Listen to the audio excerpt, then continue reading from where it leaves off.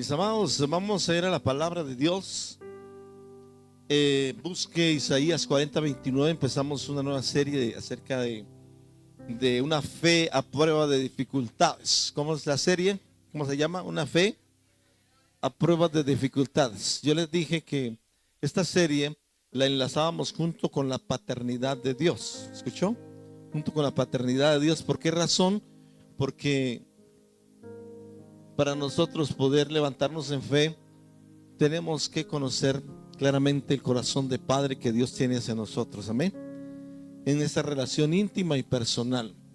Serie, una vida de fe, una fe a prueba de dificultades, resiliencia bíblica, la palabra que estuvo muy de moda en el tiempo de pandemia, ¿de acuerdo?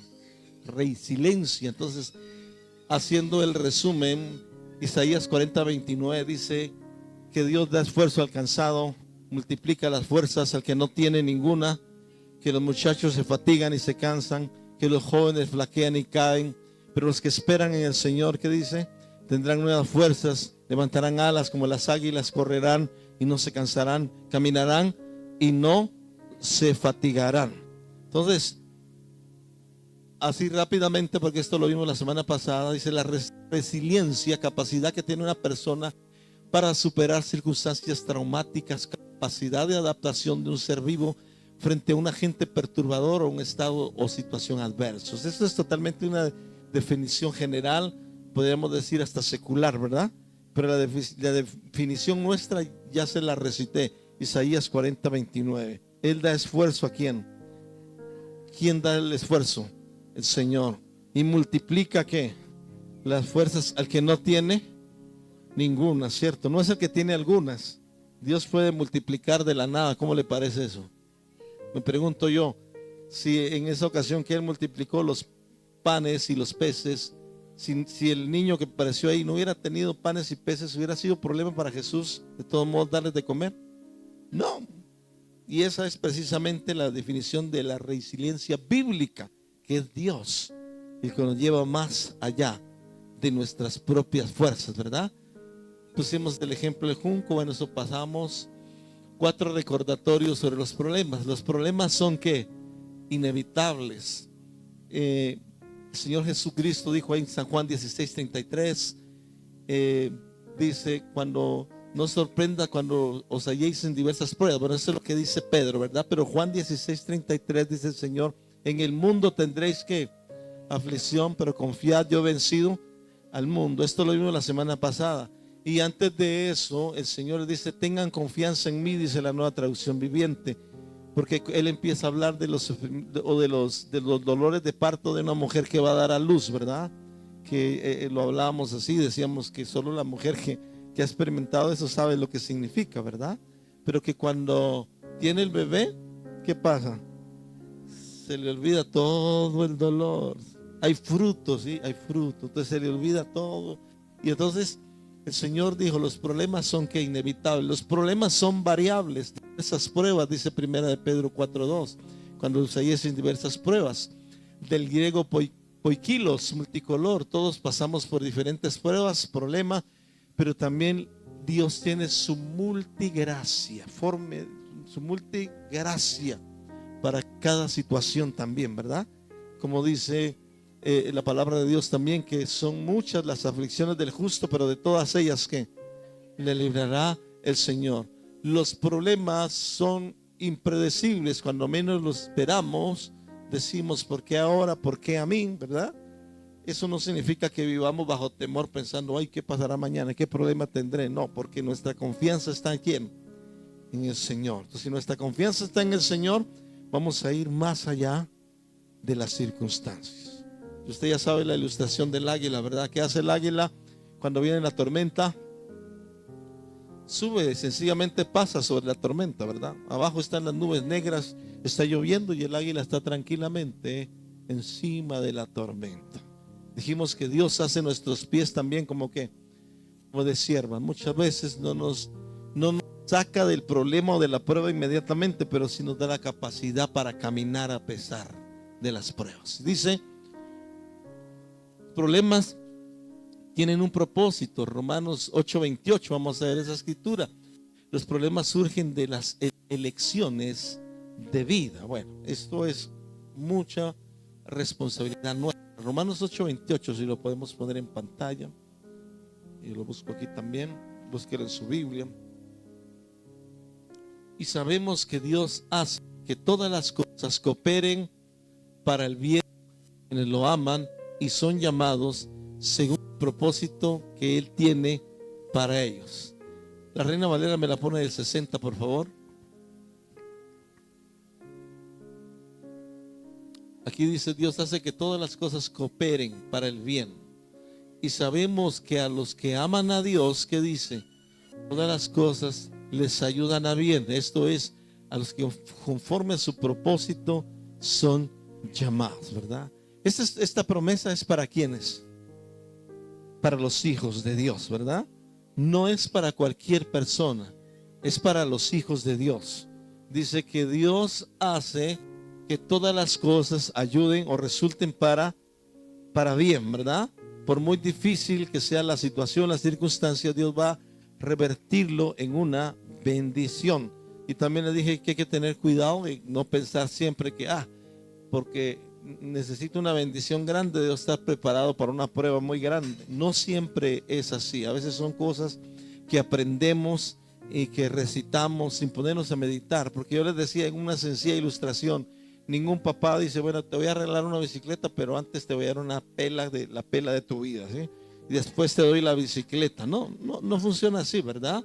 Sino que aún cuando los hijos no hacen lo que nosotros queremos, aún así los premiamos, ¿sí o no? Porque es un premio, perdón, es un regalo, no es un premio, es un regalo. Óigame bien. Entonces, volvemos a la presentación. Dice: los problemas tienen un propósito. Los problemas surgen de las elecciones de estilo de vida. Bueno, esto significa que como nosotros tenemos libre albedrío, ¿verdad? Muchas veces dijimos, los problemas vienen, otras veces los buscamos nosotros, ¿verdad? Dice un pastor amigo: eso me pasa por ponerme a inventar. Sí, o sea, estaba haciendo algo bien, quise hacer algo, pero sin la correcta dirección de Dios, y entonces no me resultó como yo quería, ¿sí? Entonces el dicho es: eso me pasa por ponerme a inventar, ¿sí? Entonces muchas veces los problemas, las circunstancias son el resultado de ponernos a ¿qué? A inventar, ¿verdad? Y cuando nos ponemos a inventar, lo que tenemos que decirle a Dios es: Dios, ten misericordia, sácame de este problema, Señor, ¿verdad? Ay, Señor, perdóname por lo cabezón que fui, por favor, pero sácame de este problema. Entonces los problemas tienen un propósito, pero la bendición mayor es que Dios siempre hace que resulte para bien. Si usted ve la historia de Israel, a mí me parece tremendo, por ejemplo, de dónde vinieron los 12 patriarcas. Usted sabe que Israel se formó con el llamado de Abraham, ¿verdad? Abraham, Isaac, y después Isaac tuvo dos hijos, Jacob y Esaú, y de Jacob vinieron los 12 patriarcas que forman las 12 tribus de Israel. Pero ¿quiénes fueron la mamá de esos patriarcas? 2 esposas legítimas y 2 concubinas. De 4 mujeres vinieron los 12 patriarcas, ¿sí? Y si usted lee la historia, hasta entre las hermanas se alquilaban al esposo: te doy esta fruta, pero me alquilas a tu marido esta noche, ¿sí? Y pum, se lo alquilaba y pum, quedaba en embarazo y otro patriarca. Entonces nosotros decimos: uy, Señor, pero ¿qué cosa es esa? Dios hace que todas las cosas que resulten para bien, cooperen para qué, para bien, ¿verdad? Cooperen para bien. Nosotros decimos, me leí un libro que compartí con los líderes anoche, les dimos un regalo, se llama El cielo gobierna. Oiga bien, el cielo gobierna. Dios tiene el control de todas las cosas, aunque a veces pareciera que no, ¿sí? Hay textos en la Biblia, hay un texto en Proverbios, no recuerdo ahorita, que dice que Dios sabe hasta dónde le permite a un gobernante estar. Imagínense. Entonces nada resulta de la casualidad. Dios es tan bueno que no puede ser tan cruel. Aprendas esa frase. Dios es tan bueno que no puede ser tan cruel. Entonces Él lo que permite, a veces lo permite para formar nuestro carácter, Otras veces nos saca de los mismos problemas por ponernos a inventar, ¿sí o no? Pero de una u otra manera todo va a cooperar, ¿para qué? Para el bien, para el bien. Seguimos con la enseñanza y dice, la forma en que Dios usa los problemas en tu vida. Los problemas prueban ¿qué cosa? Mi fe, la prueba de vuestra fe, la refinación por fuego. Dios quema lo poco importante. Dios va a reordenar nuestras prioridades. Si sabe una cosa, una noticia, es que debemos ser sensibles a la voz y a la dirección de Dios. Cuando somos sensibles a la voz y a la dirección de Dios, Dios solo va a permitir lo necesario en tu vida como una prueba. Pero si tú pasas la lección, Él dice, ya pasaste a otro nivel, ¿verdad? Ya vas avanzando. Entonces, Dios, como yo he dicho, recuerda esa frase, ¿verdad? Dios te ama como tú y que sigue. Pero no te quiere dejar como estás. Dios te ama como eres, pero no te quiere dejar. ¿Por qué no te quiere dejar como estás? Porque quiere llevarte a que alcances tu potencial en Cristo. Él quiere que llegues a desarrollar el llamado que Él te dio como persona, como familia, como ministerio. Dios quiere hacerlo.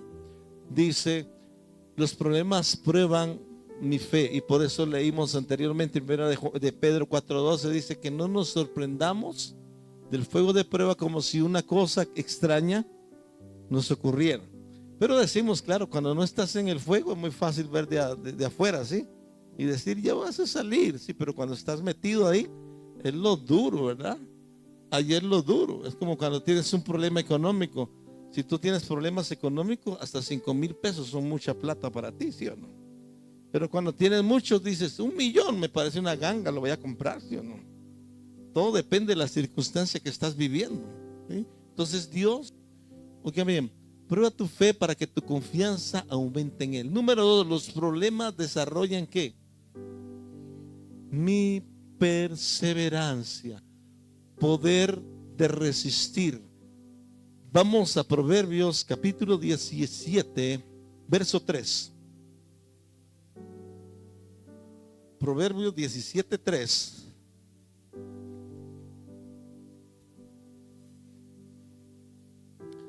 El fuego, ¿qué dice? Prueba la pureza del oro y de la plata, pero el Señor, ¿qué hace? Prueba el corazón.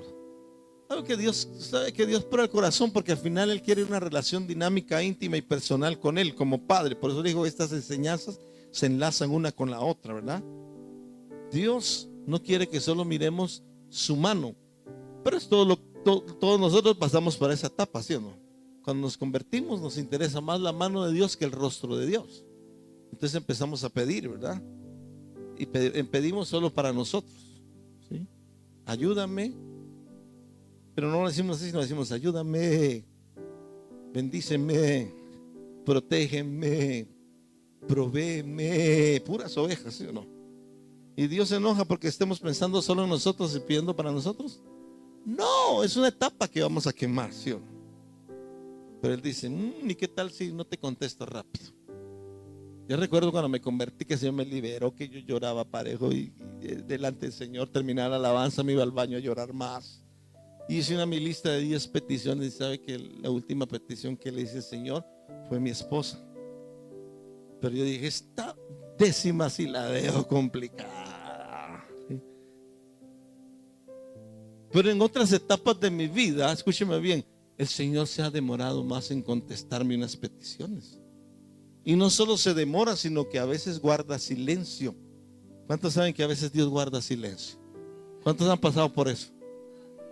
Y estás ahí, Señor, pero dime algo, háblame, dame una lucecita, Señor. Que de los aguacates me toque y me diga Dios te bendiga, y eso va a ser una señal del cielo. O como dijo un cristiano en plena pandemia, estaba solo, estaba aburrido. Digo, Señor, aunque sea un testigo de Jehová, mándame que me toque la puerta.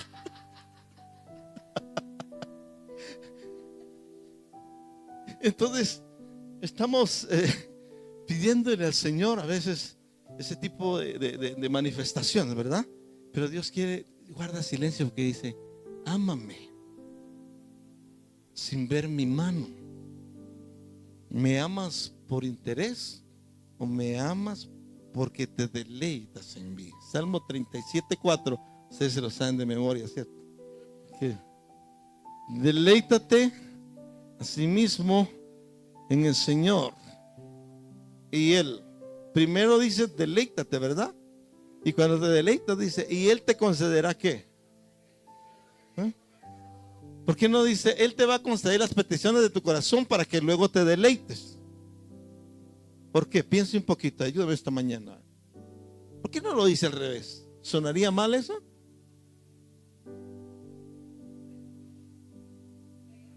No suena mal, pero lleva un ingrediente invisible ahí, que cuando el Señor te da, sin que te deleites primero en Él, tus motivaciones no van a ser saludables. ¿Escuchaste? No van a ser saludables.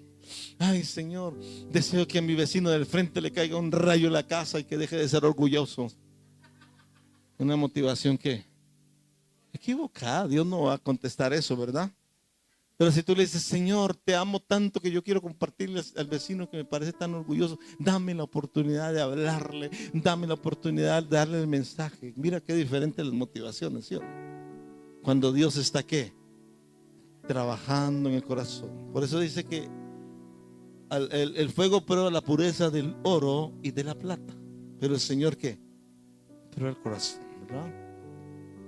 Y el que trabaja el oro, el que funde el oro y la plata para quitarle las escorias, dice que cuando el artesano o el profesional, como quiera llamarlo, hace eso, cuando pone la plata a temperatura donde se derrite, dice que él tiene que estar pendiente porque es una temperatura extrema, pero no puede pasarse, porque si se pasa de candela, ¿qué cree? Se pierde la plata. Como dicen los países, esa platica se perdió. ¿Sí, no? Oiga, entonces tiene que estar atento, porque la señal es cuando él sabe que la temperatura llegó a su punto y hay que sacar la plata de ese fuego. Cuando él puede ver su rostro reflejado en ese metal. ¿Qué hace Dios? Quiere ver su rostro ¿qué? Reflejado en nosotros. Y por eso es que decimos que somos las manos de Jesús, los pies de Jesús. Oye, un testimonio bonito del Medio Oriente, allá donde los cristianos sí son perseguidos de verdad, ¿sí? Son perseguidos de verdad. La persecución de allá es si abiertamente, si confiesas tu fe abiertamente, prepárate para morir. Si te sorprenden leyendo la Biblia, si te va bien, te meten en una cárcel de por vida. Si te va mal, te matan de una vez. ¿Sí? Así es allá. Las persecuciones de los cristianos de este lado del mundo son: no me miró, no me habló, me miró feo, ¿sí? No me saludó el pastor como que estaba de malas hoy, que me hizo caras. Sucede de una vez, una persona se fue de aquí, de este mismo lugar, y cuando le digo, ¿qué pasó contigo? ¿Qué pasó? ¿Usted no se acuerda, pastor, la mirada fea que me hizo?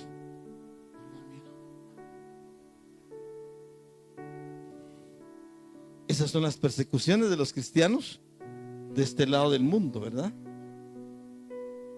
Pero Dios, óyeme bien, quiere que como allá en el Medio Oriente, los países musulmanes donde los cristianos son perseguidos, a ellos les dicen, cuando se convierten a Cristo, le dicen: ahora Cristo tiene un par de manos más para abrazar, brazos, tiene unos pies más para llevar el mensaje, tiene una boca para compartir y tiene un amor para dar. Tú eres representante de Cristo, ve y ama a los demás. ¿Escuchó? Eso debería ser aplicable para nosotros perfectamente, ¿verdad? Perfectamente. Los problemas desarrollan mi perseverancia, poder de resistir. Nueva Biblia Viviente dice: producirán ustedes ¿qué? Firmeza, firmeza.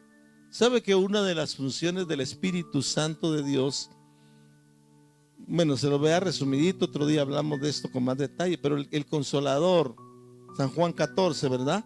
el Paracletos, el ayudador, del griego Paracletos, ¿verdad? Y tiene por lo menos cinco figuras esenciales. Un abogado defensor, ¿qué más?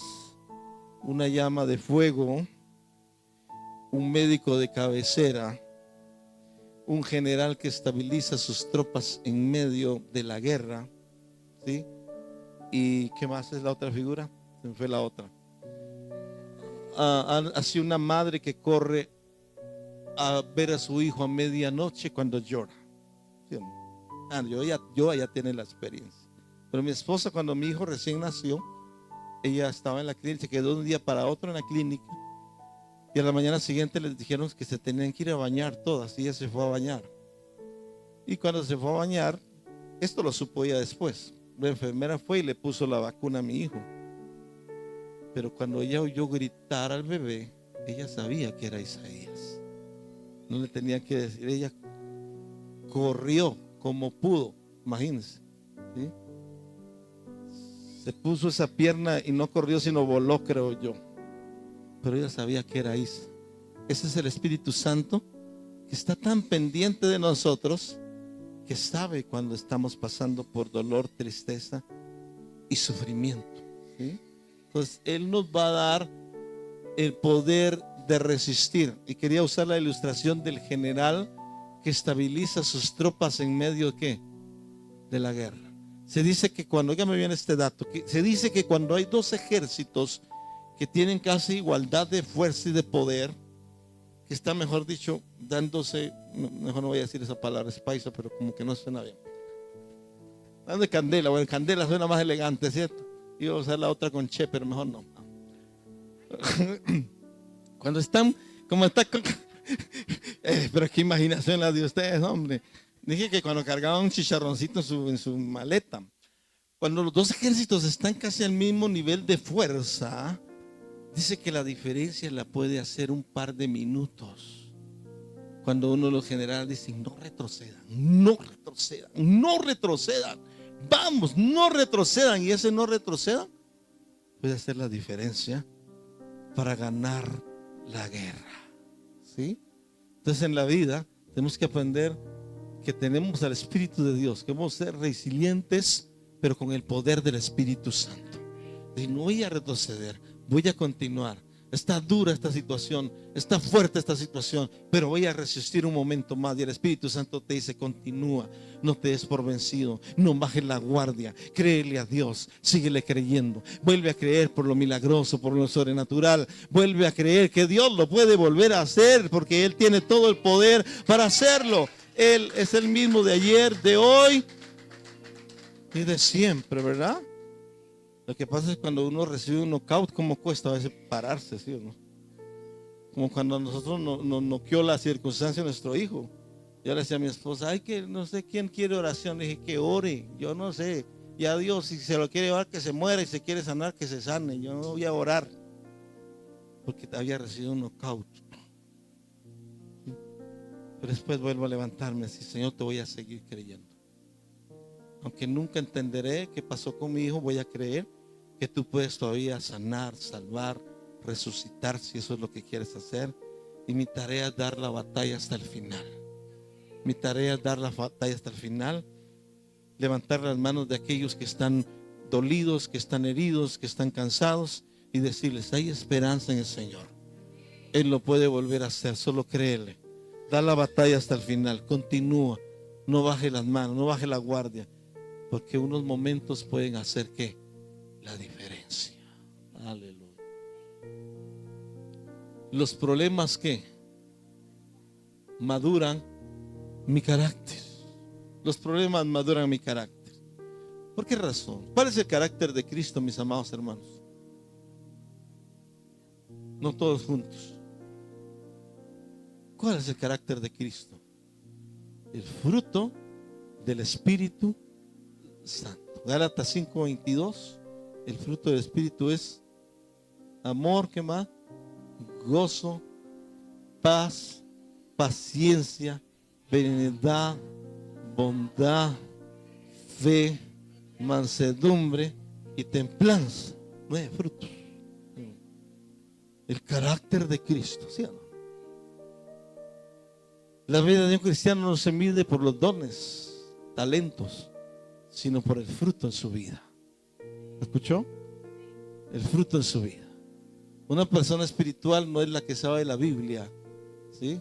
Sino va a pasar como lo que dice aquel corito, que dice: Jesús no es más que una vana y llana teoría. ¿Qué haces, hermano, leyendo la Biblia todo el día? Lo que ahí está escrito se resume en amor. Vamos, ve y practícalo. Te puedes saber la Biblia entera, pero si no tienes amor, si no tienes consideración hacia los demás, eres como un metal ruidoso solamente. ¿Sí o no? Eres un fariseo que dice: yo ayuno 3 veces al día, doy diezmo de todo lo que tengo. No soy como este publicano. Iba a estar el lenguaje país otra vez, pero no. No nos sirve de nada, ¿sí? Si no tenemos que el amor del Señor, el fruto del Espíritu Santo.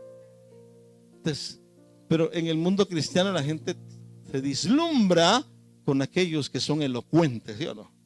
Aquellos que hablan y motivan y uy, qué espiritual, qué espiritual. Vaya a ver que es mal geniado, trata mal a la gente, no tiene fruto del Espíritu Santo, ¿sí? Entonces los problemas maduran mi carácter. ¿Por qué madura mi carácter? Porque Dios no quiere que yo me crea un Superman. ¿Me escuchó? Dios quiere que tenga la suficiente humildad como para bajar la cabeza delante de Él y decir: Señor, hay un dicho paisa, ¿verdad? ¿Cómo es que dicen? Que después de Dios no hay nada, o sobre Dios no hay nada. Los paisas lo usan mucho, ¿cierto? Óigame bien, nos enseña humildad. Nos enseña a que nosotros no podemos pensar egoístamente en nosotros, sino en los demás. Pensar como Cristo, actuar como Cristo. Haga este ejercicio. Jesús, ¿con quién tenía las confrontaciones fuertes durante su ministerio terrenal? Pastor, contra los fariseos, contra los escribas, contra los sacerdotes. Eran 3 categorías de liderazgo religioso. Bueno, y además de las sectas, los saduceos, ¿sí? Todos esos feos, ¿sí? Él los confrontaba: sepulcros blanqueados, se cuelan el mosquito y se tragan el camello. ¿Sí o no? Fuerte, ¿sí o no? ¿Por qué razón? Porque él sabía que en el fondo eran hipócritas, estaban fingiendo delante del pueblo. Ponen pesadas cargas sobre los hombros, pero ustedes, de los hombres, pero ustedes ni con un dedo quieren tocarlas. ¿Se acuerdan? Mateo 23. Pero él amaba y se acercaba a los pecadores, ¿sí o no? Oh, miren, aquel sentado allá con los borrachos y las prostitutas en la esquina. Qué vergüenza, qué pena. A ver, ¿quién tiene necesidad de médico? ¿Los sanos o los enfermos? Yo vine a buscar a los perdidos, dijo él, ¿verdad?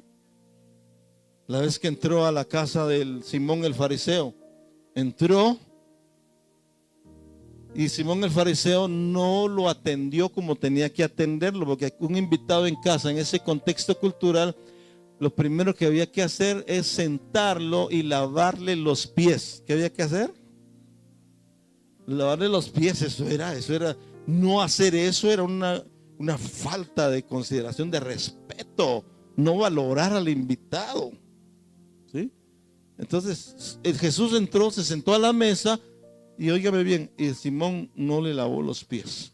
Pero enseguida vino una mujer de reputación dudosa, no dudosa, sino abiertamente de mala reputación, y saca un perfume caro, ¿sí? Y lo que hace es empezar a derramar ese perfume sobre sus pies, a llorar y a besar sus pies. Y el Simón el fariseo le dice, pensando para como mentirlo, quiero que mujer eso no se dejaría tocar los pies. Y el Señor le dice: Simón, una cosa tengo que decirte. Habían dos deudores que le debían plata a cierta persona. Uno le debía mucho dinero y el otro poco. Y a los dos les perdonó la deuda. ¿Quién crees que amará más al que les perdonó la deuda? Al que le perdonó más. Así él le dice: entré a tu casa y no me diste beso. Entré a tu casa y no me lavaste los pies. Pero esta mujer vino y ha lavado mis pies y ha ungido mis pies y me ha preparado para el día de mi sepultura. Así que sus muchos pecados le son perdonados, porque al que poco se le perdona, poco ama. Pero al que ama, al que mucho se le perdona, mucho ama. ¿Qué es la cita del Señor? Te amo como tú eres, pero no te quiero dejar como tú estás. ¿Sí? Y doblega tu corazón, tu cabeza delante del Señor. Y reconoce con humildad: Señor, si tú no haces algo en mi corazón, yo no salgo de esta, Padre. Señor, no quiero que me vean como el infalible, como el que no tiene fallas, como el que no tiene errores. Pero quiero que me vean como aquel que, a pesar de tener virtudes y debilidades, ama y quiere amar y servir a los demás. Amén. Por eso dice: los problemas maduran mi carácter. Miremos finalmente, para terminar esta enseñanza, en Santiago.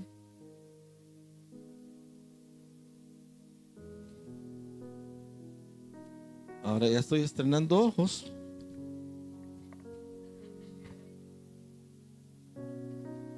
No, sí, ya veo bien, ya veo bien. No, ya no. Capítulo 1. Quiero que me la ponga Eliana en Reina Valera 60, Santiago 1:12. Santiago 1. Uy, amor, gracias por el tecito.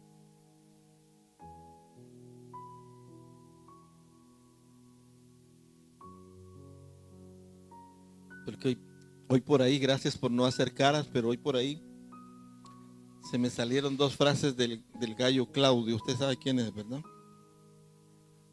Estaba como bajito de voz, ¿sí? Oye, muchacho, chico, ven para acá. Se me salieron dos frases porque me garantí que andaba baja. ¿Sí? Es raro que me ocurra, pero cuando me ocurre, uy, qué vergüenza, güey, que no se den cuenta. Dice, oiga bien, bienaventurado el varón que soporta la tentación, porque cuando haya resistido la prueba, son dos cosas diferentes las que está hablando ahí. Una, ¿qué? Y la otra, la prueba. Recibirá la corona de vida que Dios ha prometido a los que le aman. La tentación. Siguiente versículo para que tengamos el contexto.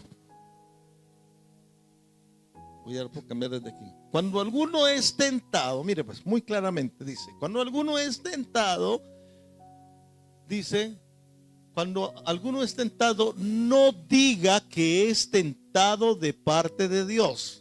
¿Queda claro que Dios no pone la tentación? Porque la tentación es la incitación a hacer ¿qué? El mal, a pecar. ¿Sí? La incitación a pecar. ¿Y quién pone la tentación? El enemigo, ¿verdad? Como le dijo a Eva: si comes esa fruta que se ve tan rica, no vas a morir. Dios sabe que van a ser como él, ¿sí o no? Entonces la tentación tiene la característica, escúchame bien, de sacar lo peor de ti. Y dices: ay, no, yo cómo pude hacer esto, yo cómo pude decir esto. La tentación te hace pecar contra Dios. Y cuando pecas contra Dios, el enemigo después te señala y dice: no que eres cristiano, caíste, también caerás, te dice. ¿Sí? Caíste en la tentación. La tentación tiene la misión de hacerte rebelar contra Dios. Pero la prueba, regresemos al versículo anterior, dice que Dios no puede ser tentado ni él tienta a nadie. Pero la prueba, dice, cuando haya resistido, porque cuando haya resistido la prueba, son dos cosas. La prueba tiene el propósito de sacar lo mejor de ti. ¿Me escuchaste? Cuando hay algo que no entiendes que sucedió en tu vida y no lo entiendes y no le encuentras la lógica humana, el Señor te dice que confía. Confía en mí. Y entonces cuando tú confías en el Señor, estás dejando que la prueba saque lo mejor de ti. ¿Qué es lo mejor de ti? Dígame, ¿qué es lo mejor de ti? Según Romanos 3:10, ¿qué es lo mejor de ti? Romanos 3:10 dice: no hay un solo justo, no hay quien haga lo bueno, no hay quien busque a Dios. Todos se descarriaron, a unas se hicieron inútiles. Entonces, ¿por qué la prueba quiere sacar lo mejor de ti? A ver, dime. Reflexiona. Porque lo mejor de ti es Cristo viviendo en ti. Porque lo mejor de ti es el carácter de Cristo manifestado en el fruto del Espíritu Santo. Y cuando en medio de la prueba puedes dejar salir el fruto del Espíritu Santo, entonces estás pasando la prueba en bendición. Y la próxima que pases, o cuando tengas que consolar a alguien que está pasando por esa prueba. Hace 2 semanas tuvimos una reunión aquí con pastores y unos discípulos y unos amigos. Oigan, hermanos, éramos aquí, ¿cuántas personas? 12 personas. 12 personas. Fíjame bien, incluyendo mi hija que tuvo una pérdida en la pandemia de 12 personas nada más. ¿De cuántas personas? 12 personas. Y ella dice que todavía no ha podido hacer el duelo por las 12 personas. Son muchas juntas al tiempo. Ese día estuvo con nosotros y estuvieron aquí estos pastores y discípulos y gente conocida de ellos. Les compartimos el testimonio de vida nuestro. Mi hija también les compartió el testimonio de ella. Y hermanos, esta gente estaba tocada, quebrantada, agradecida. Y hasta lo último nos supimos que los 5 o 6 que venían así tenían menos de un mes, otros un poquito más de un mes de haber perdido o que se les había ido un ser querido tan cercano.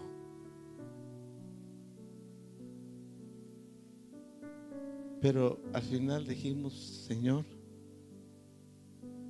si esto es lo que quieres que hagamos en este momento, ser una voz de esperanza para los que están sufriendo, para los que no tienen esperanza, pues úsanos, Señor. ¿Se da cuenta? Pero es totalmente diferente porque ya has vivido la experiencia. Ahora, no estoy diciendo que tiene que ser la misma experiencia nuestra. Hay muchas cosas, ¿verdad?, que pueden ser tu propia vivencia, pero que te van a dar firmeza en el Señor. Que vas a poder decir más adelante a otro que está pasando por lo mismo: no te preocupes, yo sé lo que se siente, yo sé lo que estás pasando. A mí me pasó tal vez un poquito peor, pero de ahí, ¿qué hizo el Señor? Me levanto, porque Él da esfuerzo al cansado y multiplica las fuerzas al que no tiene. Póngame eso en pantalla. Vamos a terminar leyendo esa declaración. Isaías verso 29 al 31 de la Reina Valera del 60.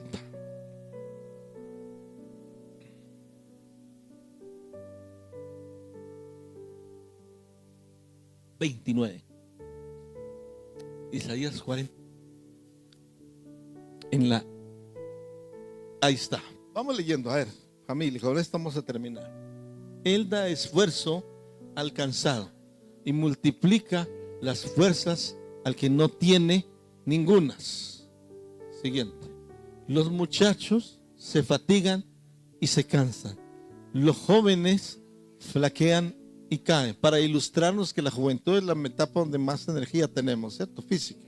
Y después dice: pero los que esperan a Jehová tendrán que nuevas fuerzas, levantarán alas como a las águilas.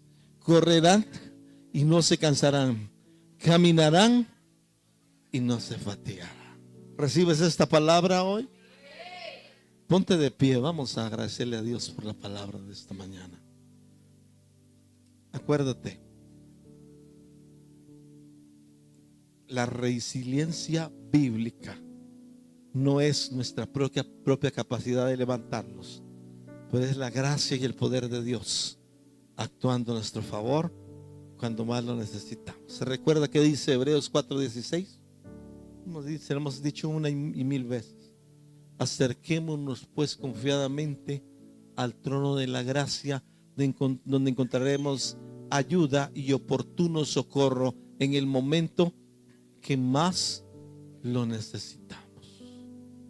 Oremos, mis amados. Padre, gracias te damos por tu palabra esta mañana. Simbólicamente levante sus manos, que sean como sus alas en la analogía del águila. Padre, yo necesito nuevas fuerzas. Estoy orando por mí, si tú quieres hacerlo también. Yo necesito nuevas fuerzas, Señor. Necesito tus fuerzas, Señor. Te necesito obrando en mí. Necesito la vida del Cristo resucitado y glorificado obrando en mí, Señor. Porque no depende de mí, Señor. No depende de mi capacidad para levantarme una vez que me haya caído, sino depende de la gracia y el poder de Dios que me levanta. Vamos, dile eso si quieres. Por eso, Señor, quiero tener firmeza en ti, Señor. Sé que conoces mis debilidades, Señor. Sé que conoces cuando yo flaqueo. Sé que conoces inclusive cuando yo caigo, Señor. Tú lo conoces, a ti no te sorprende nada, Señor.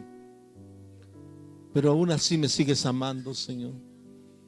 Aún así me sigues amando. Aún así me sigues abrazando, Señor.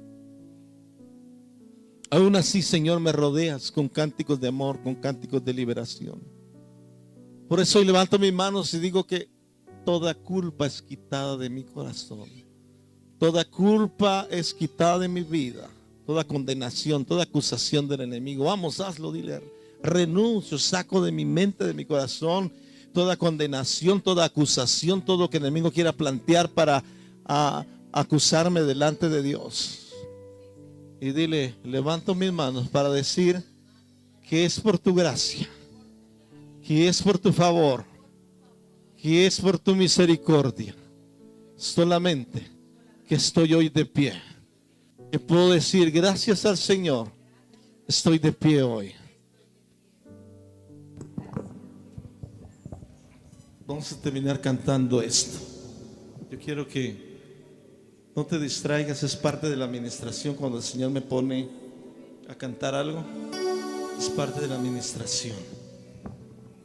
Yo quiero que cantes conmigo, me para el productor.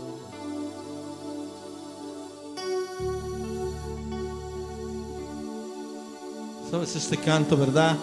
De la resiliencia bíblica, le voy a llamar este cántico que dice: levanto mis manos